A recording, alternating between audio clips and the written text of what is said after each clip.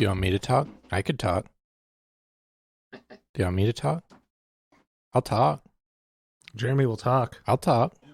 You're talking now, Jeremy, but I think you want to talk more. Yeah, but I want to wait for them. Oh, they're gone. They're gone forever? Forever and ever. Oh, no. They're gone. Is it true? Are you guys... Coming back in. Oh. Jeremy's desperate to talk. I can talk unless somebody else wants to talk. You have something, Jeremy? Yeah. I just put my headphones on. I didn't hear what you said. Oh, okay. We have our cold open. Okay, great. I can start it. Yeah, you start it. All right, great.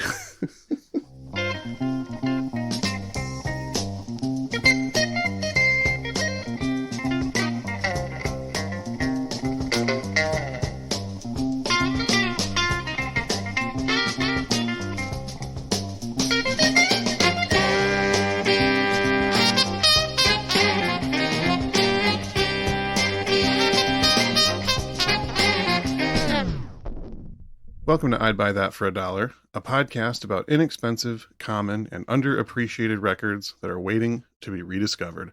I'm your host, Sean Hartman, curator of the brand new compilation series, Now That's What I Call the Munchies, featuring all your favorite food-named bands such as Bread, The Jam, Meat Puppets, Captain Beefheart, Silver Apples, The Strawberry Alarm Clock, The Flying Burrito Brothers, Coke Escovedo, Lamb of God, and Chicken Foot. Good list. I was like Thank you. picturing the food each name you were saying. It was a ride. My favorite one being, of course, Lamb of God and Chicken Foot. Where was Peaches and Herb? I mean, this is not a complete list. You're gonna have we gotta have room for all like 45 editions of this box set series. You know, I'm planning way in the future with this one. I see. I just wanted to say Peaches and Herb because on our Earth, Wind, and Fire episode, I referred to them as Peaches and Cream. So years later, here I am correcting myself on that. The listeners of that episode have been just scouring every episode since then. Like, when is he going to admit it? He knows he was wrong. The moment is now. Oh, I'm co-host Jeremy. And, you know, a nickname's got to start somewhere, right, guys? You just got to... True. You just pick it and you ride it out. And you guys can call me Pepsi Ruggles from now on. Okay. I might hold you to that. All right. What if that takes off? How do you feel about that? Real talk. If that honestly takes off and your name is Pepsi for the rest of time, how do you Does sound feel like a about it? rap name.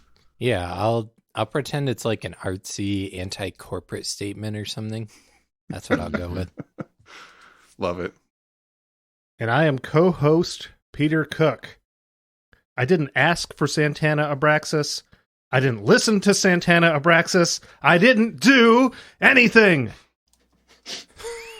You're just a simple man. Yeah. Hey, you, Sean, you got it. I got it. I'm right there with you. That is the title of the movie, right? I said it out loud and then immediately second guessed myself. I think it's actually A Serious Man. A Serious Man. Ah. But I knew well enough that you knew what I was talking about. Simple Man is what? Leonard Skinner or some shit? Yes. Yeah, all right. That's what happened. We figured it out. And I am told that we have a guest in the house with you there in Philadelphia. Yes, a rare in-person guest. Yeah, this is guest host Ben Johnson. I'm a sommelier and quality control inspector at the Laogan Ma Spicy Chili Crisp Factory. I make sure it's basically just the right amount of spicy every single jar of the millions that come out. Taste testing each one. Wow, doing the Lord's work. If you know Laogan Ma, then you know what I'm talking about. Is there a favorite record you like to listen to while you're deep in the tastings? No. That My mouth is that too That was a blown. setup to introduce the record we're doing today. Oh, shoot. I missed the cue, so to speak. Well, anyway, what record are we going to talk about today? Tonight, we're talking about Coke Escovedo's debut solo album, debut as a solo artist, simply titled Coke. From 1975. And what song are we going to hear first? We are starting off with the first song, No One to Depend On. A little side A, track 1.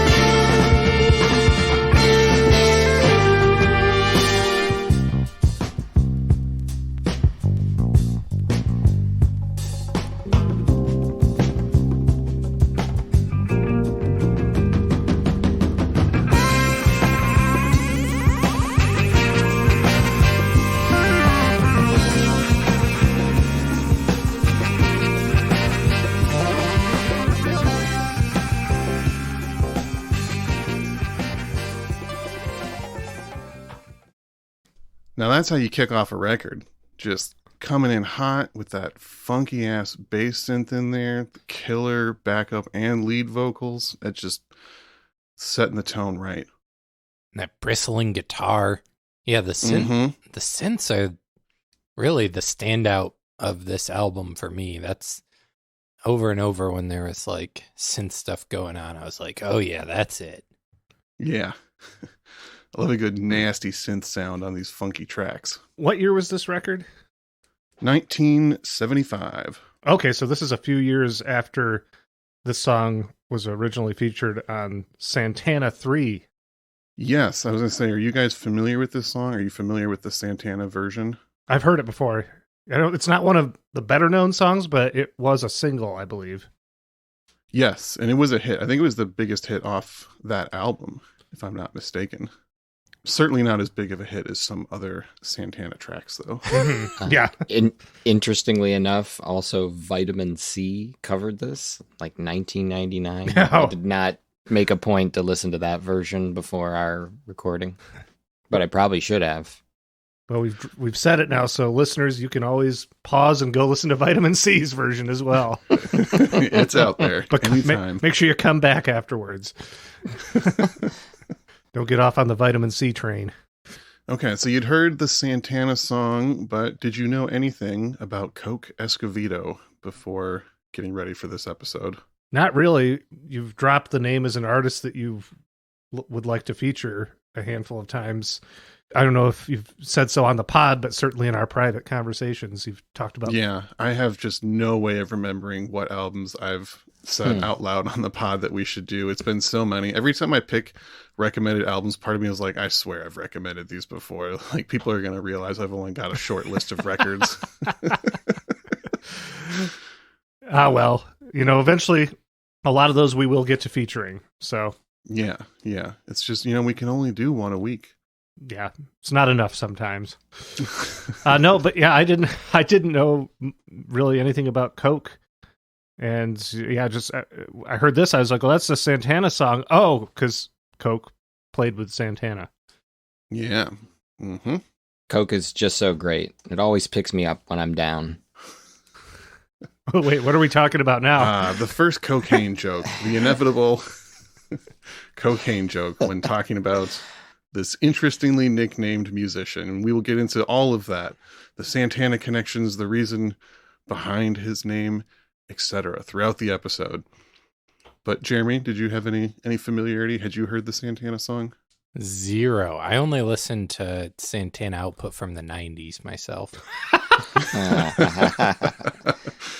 Age is like a fine wine, it just keeps getting better. Yeah. So I think, Sean, you and I are the only ones who own this of the four of us? Is that? I believe so. Okay. Just because the way we were talking before, that sounded like that was. I have just a little bit of background. I swear, although I couldn't substantiate this, that I learned about him on Oliver Wong's Soul Sides blog, which was probably 17 years ago. But I couldn't find any mention of it online, and I did ask him, and he's like, I don't remember posting on any of these songs. But that was a song from the second album, the I Wouldn't Change a Thing. So I've had that MP3 kicking around for 15 years, and the beginning of 2021, a friend of mine found this album in a Philly basement. He was rehabbing houses in South Philly, along with some of Roy Ayers' Uno Melodic early records, which were awesome. But yeah, this eventually made its way to me in about 2 years ago. So it's just been in your life for a couple years?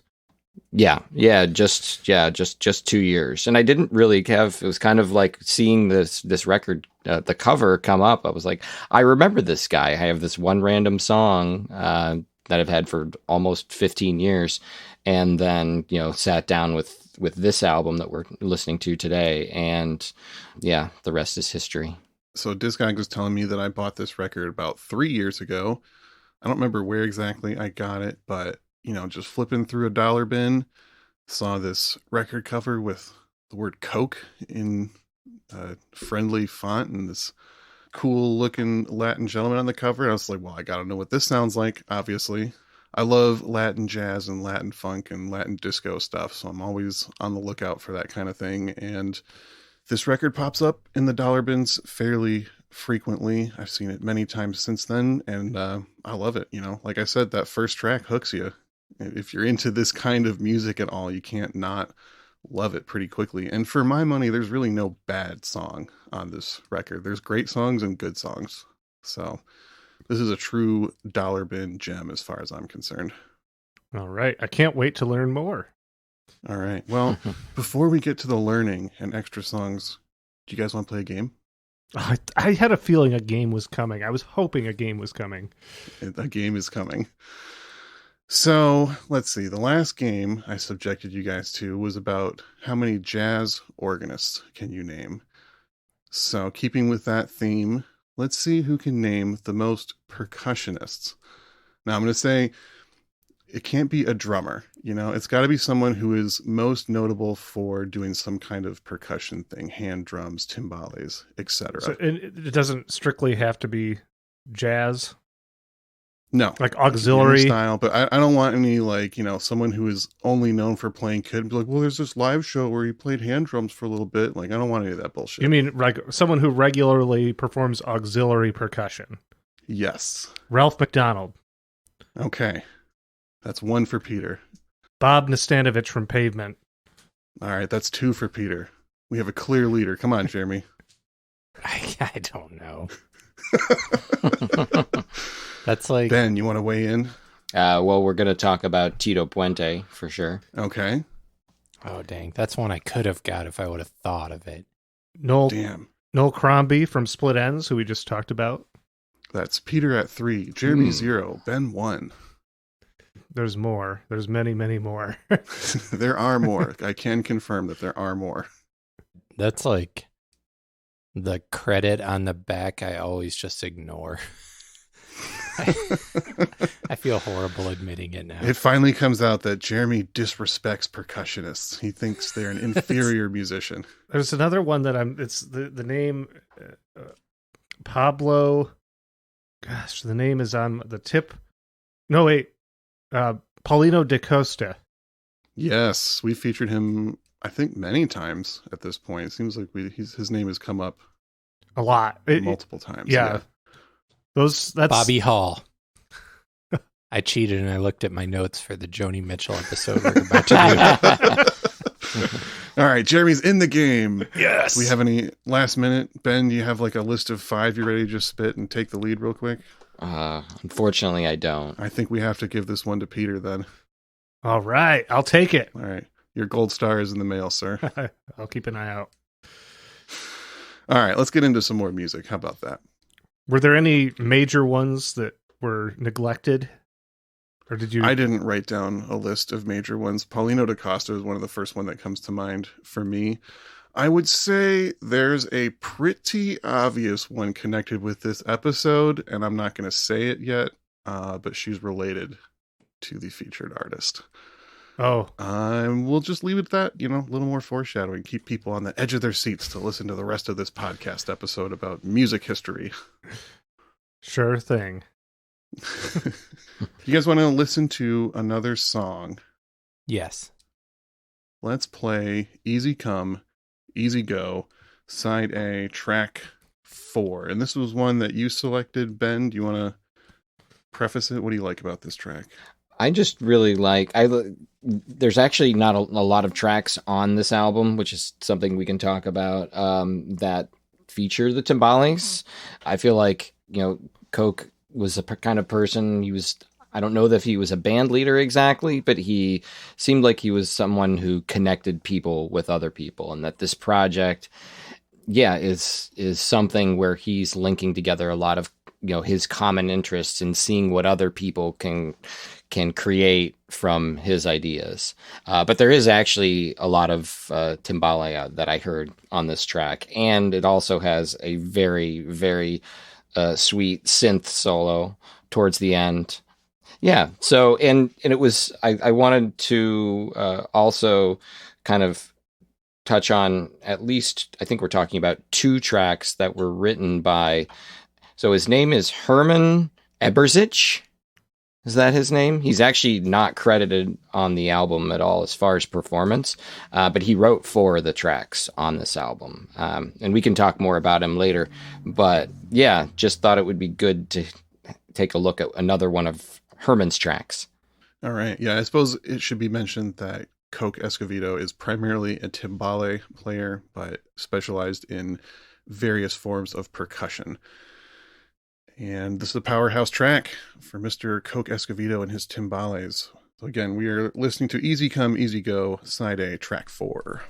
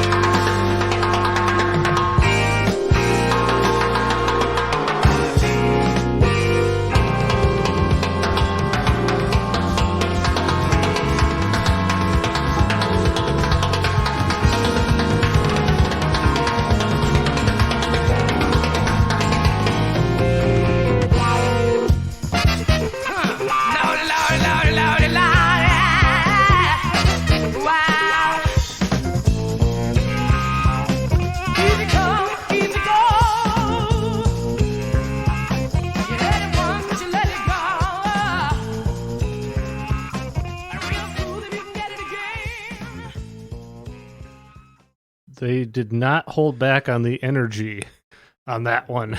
That one was Absolutely not. out the gate.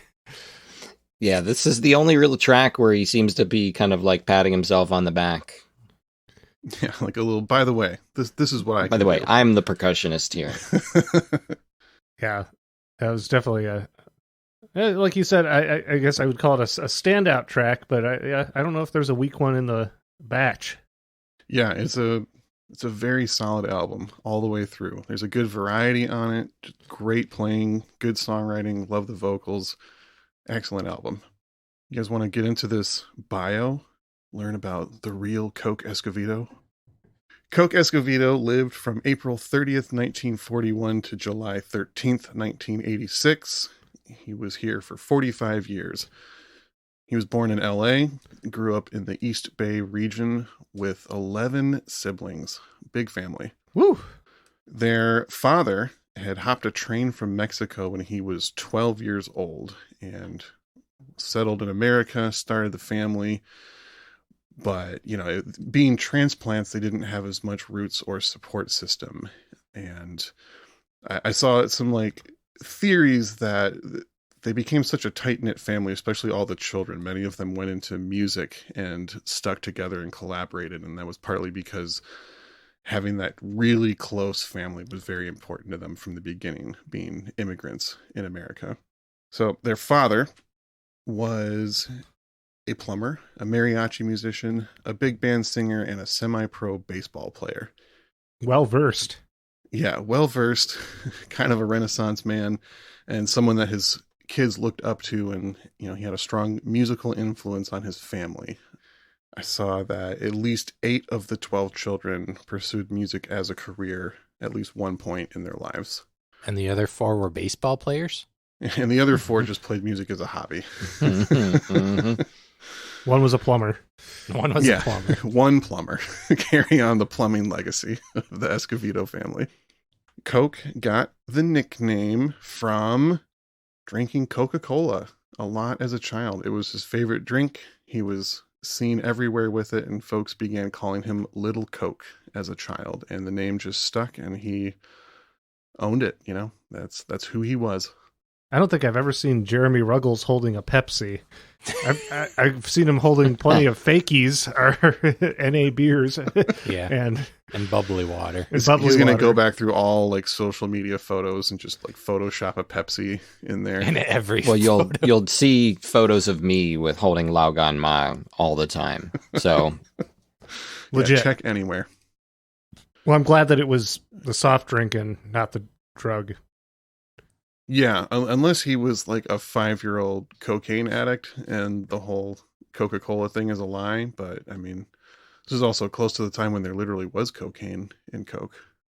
yeah, I mean, cocaine, what started to become real popular in the music business in the late 70s. I mean, I'm sure it was there in the late 60s, of course. But I mean, it doesn't make a whole lot of sense that he would have voluntarily taken that as a nickname. Yeah, just inviting a lot of visits by the police to your dressing room. Yeah, in the mid to late 40s, he was just a trailblazer in the field of cocaine. Have you guys heard about this stuff? It's great. I think it's going to be huge in a couple decades. So as we said, the whole Escovedo family was musically inclined, and there was also a lot of pressure on the children to move out early and establish themselves on their own, as their parents were understandably struggling to provide for such a large family. Coke and his brother Pete were 2 of the eldest siblings and some of the first to head out and begin a career in music. Together they joined a band that eventually became the Escovedo Brothers Band, which to my understanding was kind of a Latin-styled big band. And then we get to 1970 when things start to really take off. Coke joined Cal Tjader's band at that point in 1970, someone who we've mentioned a handful of times, an artist that is very important in the world of Latin jazz. Coke can be heard on the 1971 albums Tjader and Agua Dulce, which are both excellent and well worth picking up if you can find them. Also recorded in 1971, you can hear Coke doing session work on Moments by Boz Scaggs and choice quality stuff by It's a Beautiful Day. Oh, nice. Yeah, so a very well-rounded musician like right from the start of his professional career, and could work in a variety of mediums. And it was a big thing in session work to have an authentic percussionist to give you that kind of Latin flair to the music. It was in the 70s, that was all the rage. So despite all of this fame, his biggest break of 1971 was joining Santana along with his brother Pete. And you can hear them both on Santana 3, which came out in 1971. As we said, Coke co-wrote the biggest hit off the album, No One to Depend On. And as a side note, Santana 3 was Santana's last #1 album until Supernatural in 1999. Oh. He actually, Santana is the current world record holder for the longest break between #1 albums. That was 99. Yeah, 71 to 99. Whew. 28 years. Yeah. Do you guys happen to know who holds the record for the longest distance between #1 singles? Oh, it's probably Cher. Nope. I'm going to say Roy Orbison. It's a good guess. Last I looked it up, at least, it's Louis Armstrong. Oh, Because it's the distance between Hello Dolly and the reissue of What a Wonderful World, when it came out on a soundtrack. yeah. I'm guessing posthumously. Yes. Kind of an unbeatable record, honestly. Yeah. Because it's not like, first to last #1 singles. It's like a #1 single, nothing, and then a #1. So it's like a unique kind of record. Yeah. Let's go back to talking about Coke. So this brings us to 1972, which was another big year for Coke. He played on the Santana and Buddy Miles live album, which is excellent. And then him and his brother formed the legendary Latin fusion group Azteca, and they released their debut album on Columbia, getting the, Santana recommendation for that signing. Azteca. Excellent band. Not really dollar bin, but not unaffordable, and you might get lucky. Coke, that same year in 72, also did studio work on several excellent albums by Malo, who's another pioneering Latin fusion rock group. Cold Blood, who were kind of like the Chicago of the West Coast. Tim Davis, Louis Gasca, and he played on Beaver and Krause, All Good Men. Oh, previously featured on I'd Buy That for $1. The most universally loved album we've ever talked about. Facts. Wait, what are you guys talking about? What? Nothing. Jeremy's It was a making weird a joke about his indifference on that album. Azteca released their second album in 1973 and then broke up soon after. Despite their acclaim and loyal fan base, there just wasn't enough success to sustain a 16-piece band. That's like having too many kids. Yeah, exactly. Like repeating their You think he would parents. have learned his lesson. Yeah. After Azteca, Coke toured with Stevie Wonder right before signing to Mercury as a solo artist.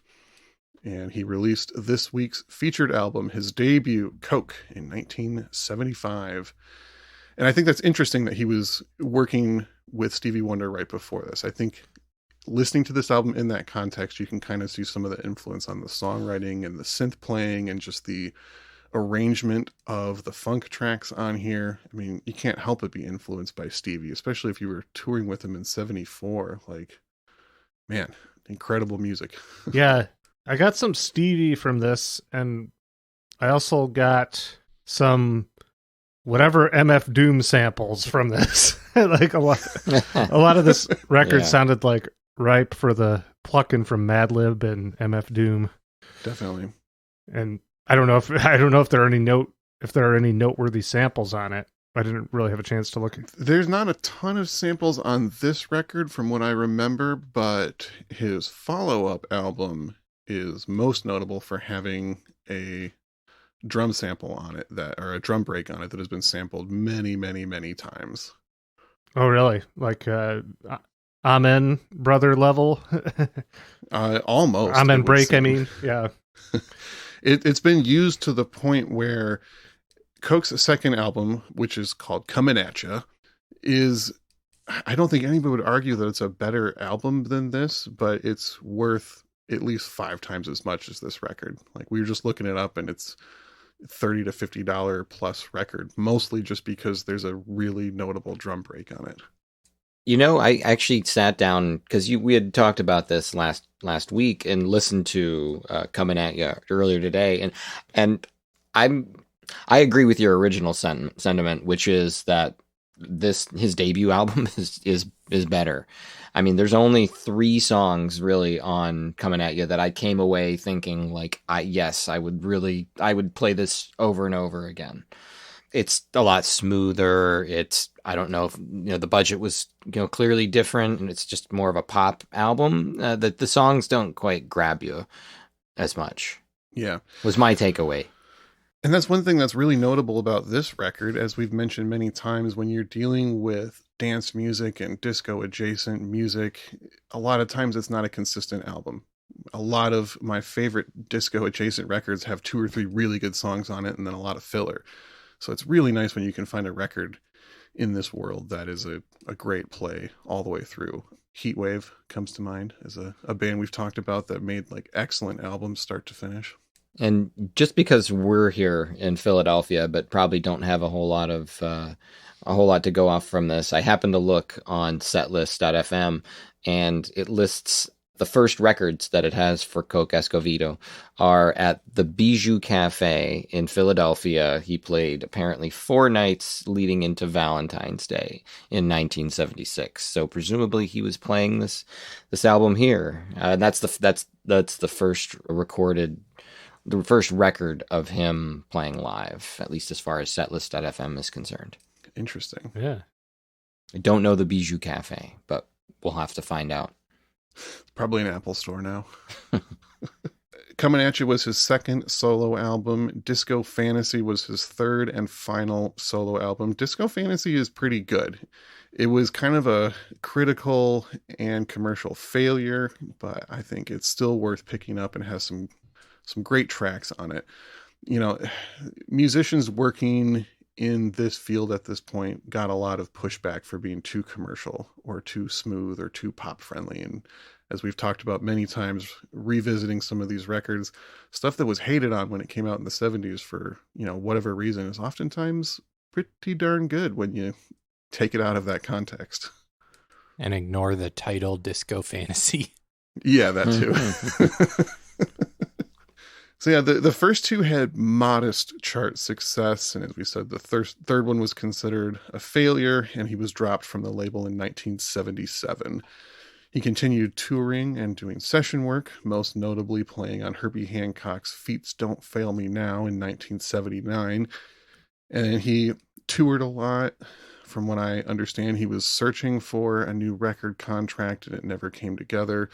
Frequently collaborated with family members like his brother Pete and his niece, Sheila E. Yeah, I did see that. I didn't realize that she's Sheila Escovedo. Yeah. Yep. That's what the E stands for. I left her off my list of percussionists. I would have counted Sheila. That would have been like the closest I would have counted. Because she did plenty of percussion solos, even like with Prince and everything. It was like part of the thing. She'd walk out on stage and do the timbales and other stuff. Yeah, that's why I know of Sheila E., I think, is the Prince connection. Yeah, definitely. Yeah, Sheila E., or Sheila Escovedo, is Pete's daughter and Coke's niece. And I've seen Alejandro Escovedo in Pittsburgh. He's like roots rock, at least as far as I remember the show. It was over a decade ago, but so I've actually seen him perform in concert before. He rocks, as you'd expect. Yeah, we'll get a little bit more into some of the extended family and where you might have heard of them, but first we're going to play another song. We're going to listen to Why Can't We Be Lovers? This is side A, track 2, and I believe this is the one we wanted to hear towards the end on, right? Because there's a longer intro and it takes a while to even get to the chorus. The chorus comes in late on this, and the chorus is just, so good. It really pushes the song right on over the edge. So we're going to fade in maybe halfway through the intro and get you that chorus. Here we go.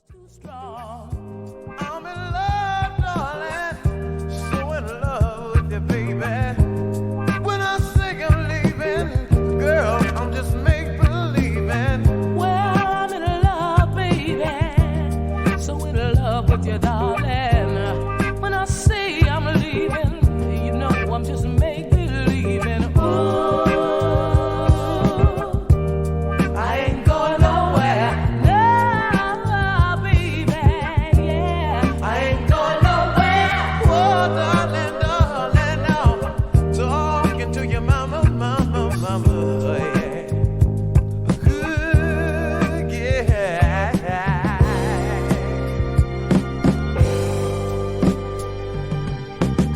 You're happy, I just can't break.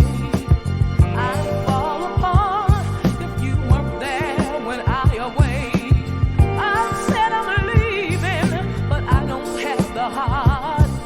I just can't picture you and I spending our lives apart. And if I said goodbye, it doesn't mean I'm going low. If I said there ain't no love, it may still say it's your will. Baby, why can't we be lovers? Oh, darling, from loving you, I'll never recover. Baby, why can't we be lovers? Oh, darling, from loving you, I'll never recover.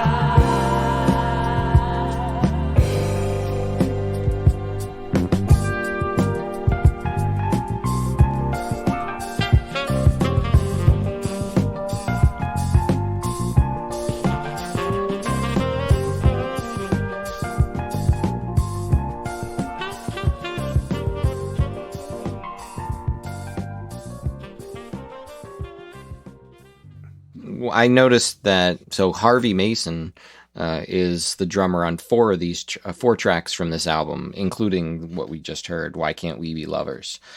Interestingly, and Why Can't We Be Lovers is also a cover. So this is a Dozier Holland track, originally issued in 1972. The original is obviously very soulful, kind of swinging. This version has a little more polish, and I don't know.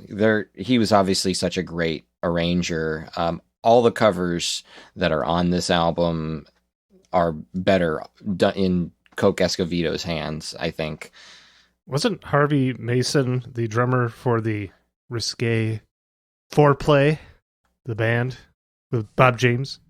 Harvey Mason is like one of the ultimate studio drummers. He's been on like an absurd amount of excellent jazz and funk records. Okay. But I don't know if he was in that band. It's possible. He played with everybody. But he was a huge session player in the 70s. Yes, yeah, he was. I looked it up. He was in Foreplay with Bob James was in that group, right? That sounds right. But I guess I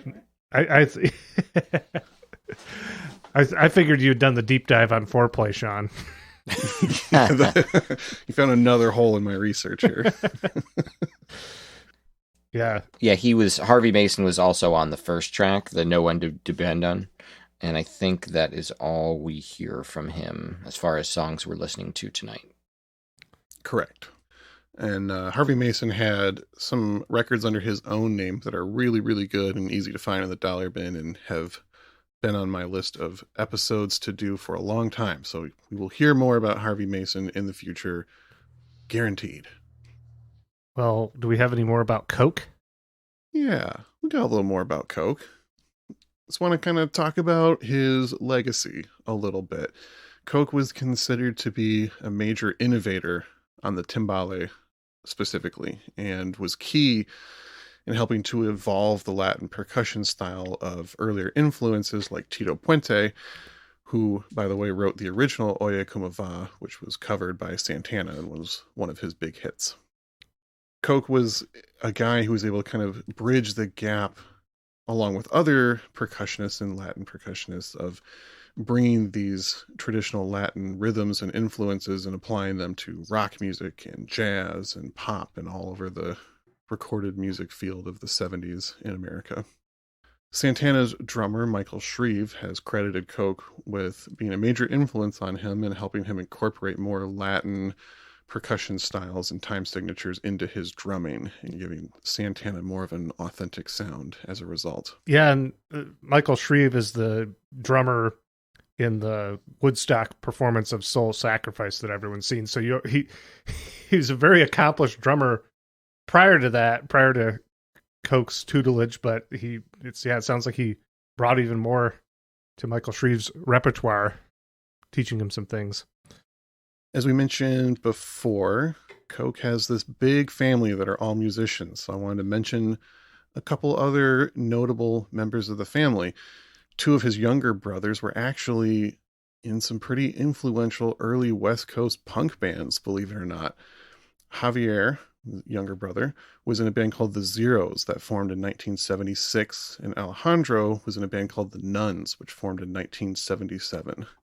Those sound like punk bands from the 70s. They are punk bands. They are acclaimed punk bands, considered to be two of the earliest West Coast punk groups, and like a big influence on that part of the scene, interestingly enough. I suppose I can see how punk could connect to the... No, I can't, but that's cool. That just shows how big his family was. Yeah, I mean, you have to do something that your brother is or sister is already not doing. Yeah. Rebel. Like, yeah, you can't follow in these footsteps, so go your own way. And be a plumber. Let's talk a little bit about the players on this record. A lot of the main musicians on here were actually kind of unknowns and part of Coke's regular band at this point. On the back of the record, he bills them as Coke, Escovedo, and Vida, or Life. So that is Pete Risso on drums, Mark Phillips on bass, Joe Rubino on guitar, Frank Mercurio on keyboards, and SX10. Most of those people don't have a lot of credits. Some of them played on other Coke records as well. And then for the studio players, we mentioned Harvey Mason as the celebrity guest drummer on 4 tracks. And then we have two of, I would say, the most common backup vocalists to find from this era, Julia and Maxine Waters, part of the Waters family, who are, first call backup singers during this time. Yep. Yeah, Maxine was on Leon Ware's debut. Yes. I think there's a couple players that played with Leon Ware. There's some other associations there. Leon Ware is an excellent 70s soul singer. If you're unfamiliar, dig in. Yeah, and I believe we talked about Maxine Waters and the Waters just a little bit on the Hamilton, Joe Frank, and Reynolds episode. I think that was an early appearance of hers. Nice. For the lead vocals, we have two siblings, Linda and Calvin Tillery. Calvin sang on an ultra rare funk record, also in 1975, called Honor Thy Father by Marvin Holmes and Justice. Really cool music. I was unfamiliar before this, but definitely check that one out. And, you'll probably never find an original copy, but it's on YouTube. You can still hear it. Calvin later sang and played with Bill Summers and Summers Heat in the early 80s. One of my favorite jazz funk artists. Some excellent records there. And then Linda, who does the most lead vocals on this record, sang for the late 60s Oakland psych band The Loading Zone. And I checked out a little bit of their stuff before this too. It's really good. She's an amazing singer. She was very young in that group. Nice. She later went on to become a pioneer of the women's music movement. Her second solo album came out on Olivia Records, and she actually produced 3 of the first 8 Olivia releases. Yeah, I looked at the credits for the Chris Williamson album that we did that was on Olivia Records, and she wasn't on that album. Okay, yeah, I didn't think to look that one up. So, yeah, I'm curious of the records that she produced, because I listened to a little bit of her Olivia Records release, and it's like a funk album. I was kind of surprised it doesn't have the folky elements that you would expect from Olivia. I gotta find that one now. It was really good. Yeah, I saw that there was that connection, so I looked into it just a little bit. I thought that was cool. She also sang a little bit of vocals on Santana 3, which is most likely where she would have met Coke and why she is singing on this record with him.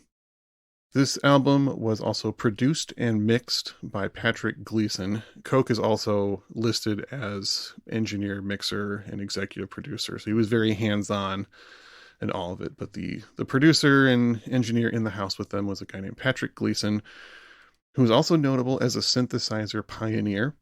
He said he went out and bought a Moog the first time he heard Switched on Bach, Oh yeah, the influential synthesizer album. Wendy Carlos.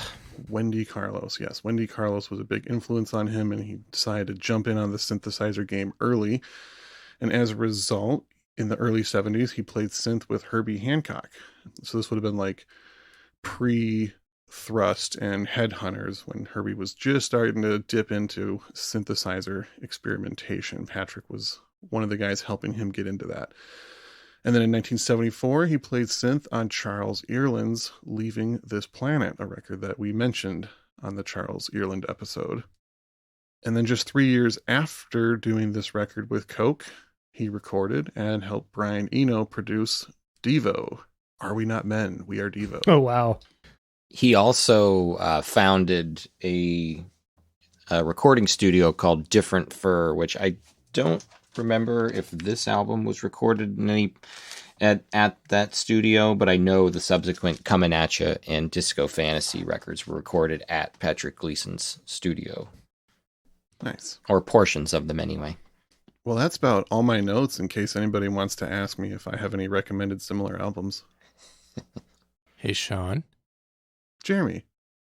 do you have any plans next weekend? Next weekend, I was thinking about maybe podcasting a little bit. Do you think before then you could recommend us some similar albums? Yeah, I could probably even do that right now if you're ready. Yeah, why not? All right, cool. Well, the first one, not technically a dollar bin record, probably more like a $20 record, but I have seen it in dollar bins. This is an intermediate dollar bin record. Willie Bobo, Hell of an Act to Follow from 1978. Willie was another prominent Latin percussionist who was highly in demand as a session player in other people's records and had some excellent records as a leader as well. Second recommendation, another prominent figure in Latin music, Ray Barretto. A lot of his records are really hard to find, and his earlier, more salsa stuff is incredible. But he also was doing some kind of fusion stuff in the 70s that's a little more overlooked and a little cheaper.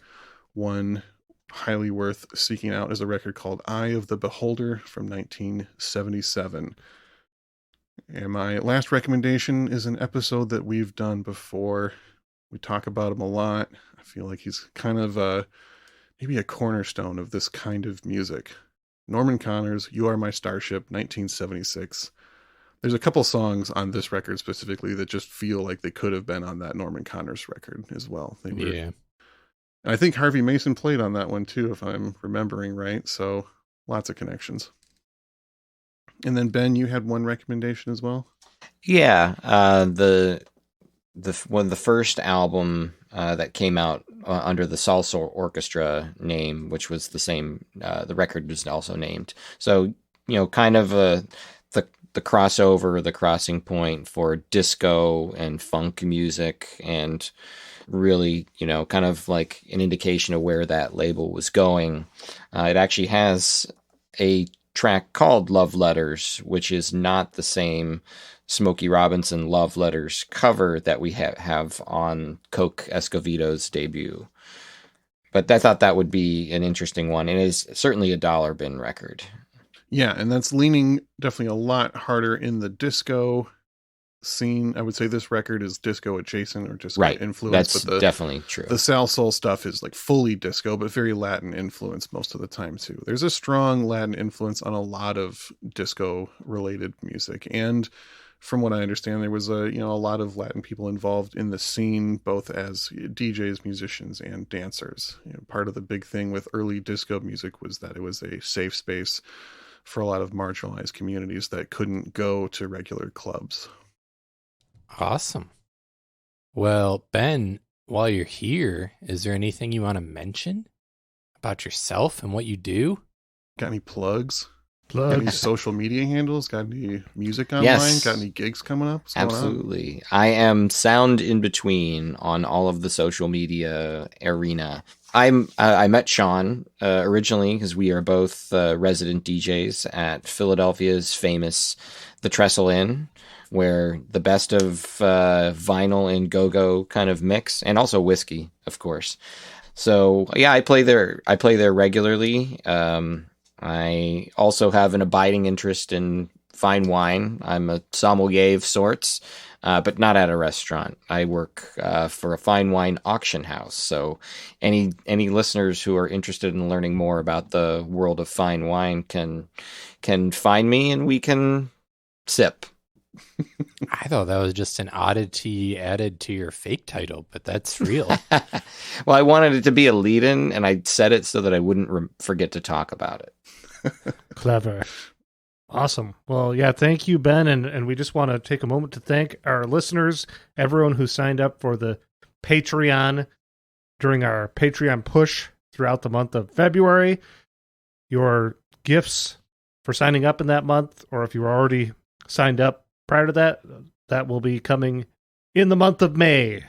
Got to wait just a couple months, and it will be coming right to you, so you can become. It'll be coming at your you. highest form. You can become your highest form of self with your "I'd buy that for $1" swag. So thanks again, and yeah, what are we going to get out of here on? What's the last song? We're going out on maybe my favorite song on the record. That's a really tough call to make, but this is an excellent track. We're going to hear Make It Sweet, Side B, track 4. This is a good one. I was almost going to jokingly ask you to rank the tracks in order right now, but I'm sure our listeners would love that content. That would be a fun game. Number 1, let's see, that would be Smooth by Santana featuring Rob Thomas of Matchbox 20. I hope that makes the cut. Yeah. Right answer. This last Make It Sweet is another Herman Urbich track of the 4 that he contributed to the album. Herman's Hermits. No, we already did that. Basically, yeah. Well, very cool. This has been I'd Buy That for $1. Thank you for listening. My name is Peter Cook. I'm Jeremy Ruggles. I'm Sean Hartman. And I'm Ben Johnson. Thank you.